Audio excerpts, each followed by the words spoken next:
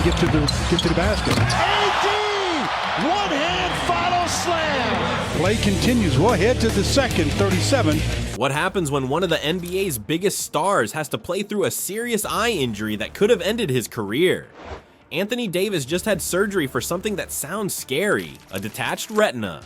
Let's break down what really happened. We need to talk about something pretty serious that just came to light about Anthony Davis. Anthony Davis underwent a procedure to repair a detached retina that he suffered during the season. And honestly, this is way more serious than most people realize. When we first heard about this story, we were shocked because a detached retina isn't just some minor bump or bruise that players usually deal with. This is actually a condition that can threaten your vision permanently if it's not treated properly. The fact that Davis was able to continue playing through this shows just how tough these NBA players really are. So here's what makes this whole situation even more intense. Davis played through multiple hits to the face during the season, and we're talking about a guy who was getting knocked around while dealing with a serious eye problem. Can you imagine trying to play professional basketball when your vision is compromised? The surgery itself is pretty complex too. When someone has a detached retina, it means the thin layer of tissue at the back of the eye has pulled away from its normal position. This can cause serious vision problems, including permanent blindness if left untreated. The fact that Davis was still out there competing at the highest level while dealing with this is absolutely mind-blowing. Now, here's where things get really important for basketball fans. Davis is expected to be ready for training camp, which is great news for his team and fans. But we have to remember that Davis has had his share of injury concerns throughout his career, and this just adds another layer to that story.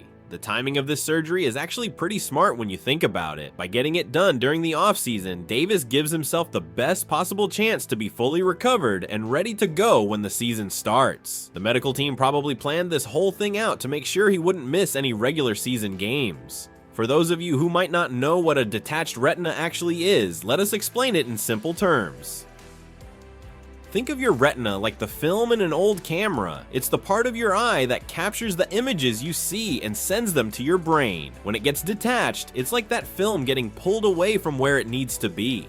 This can happen from trauma, which makes sense given that Davis takes a lot of contact during games.